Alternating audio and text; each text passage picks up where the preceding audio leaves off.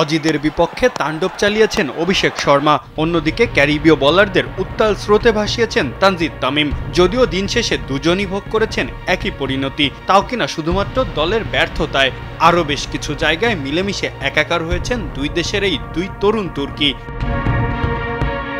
উইকেটের চতুর্দিকে 4 ছক্কার বন্যা বইয়ে দিয়েছেন অভিষেক শর্মা।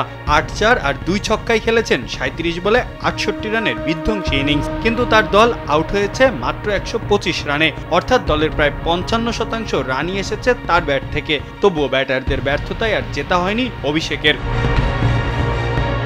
একই ভাগ্য বরণ করতে হয়েছে তানজিদকেও। গত ম্যাচে দারুণ ব্যাট করেও জেতাতে পারেননি দলকে। হোয়াইট ওয়াশের লজ্জা থেকে বাঁচতে 9-4 আর 4 ছক্কায় 89 রান করেছেন এদিনও। সেঞ্চুরি মিচের আক্ষেপ তো আছেই, সেই সাথে দলের 9 ব্যাটারের 2 অঙ্কের খাতাটাও ছুঁতে না পারার আক্ষেপটাও আছে, যার জন্য হেসে খেলেই জিতে গেছে উইন্ডিজরা। অভিষেক যেমন রেকর্ডের পর রেকর্ড করে চলেছেন, তেমনি তানজিদ হাসান তামিমও মেতেছেন সেই তালে। দলীয় ইনিংসে শতকরা হারে বাংলাদেশের ব্যক্তিগত সর্বোচ্চ 59% রান তিনি একাই করেছেন এদিন উইন্ডিজদের বিপক্ষে। বাংলাদেশের হয়ে টি-20তে মাত্র 42 ইনিংসে 1000 রান করে বনে গেছেন দ্রুততম 1000 রানের মাইল ফলকে পৌঁছানো ব্যাটার। এক পঞ্জিকা বর্ষে বাংলাদেশের সবচেয়ে বেশি রানও এসেছে তার ব্যাট থেকে। লিটন ও সাকিবের পর ঢুকেছেন তৃতীয় বাংলাদেশি হিসাবে 2 অঙ্কের টি-20 50-র ক্লাবে।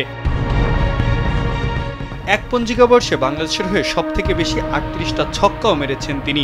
মেরেছেন বাংলাদেশের হয়ে এক পঞ্জিকা বর্ষে সবথেকে বেশি 4ও। গত বছর থেকে এবছরের স্ট্রাইক রেটটাও বেশ দারুণ। তবে এত রেকর্ড গড়েও দুজনই ফিরেছেন খালি হাতে। তবে দুই দেশের দুই তরুণ তুর্কি আশা জাগাচ্ছেন ভক্তদের মনে।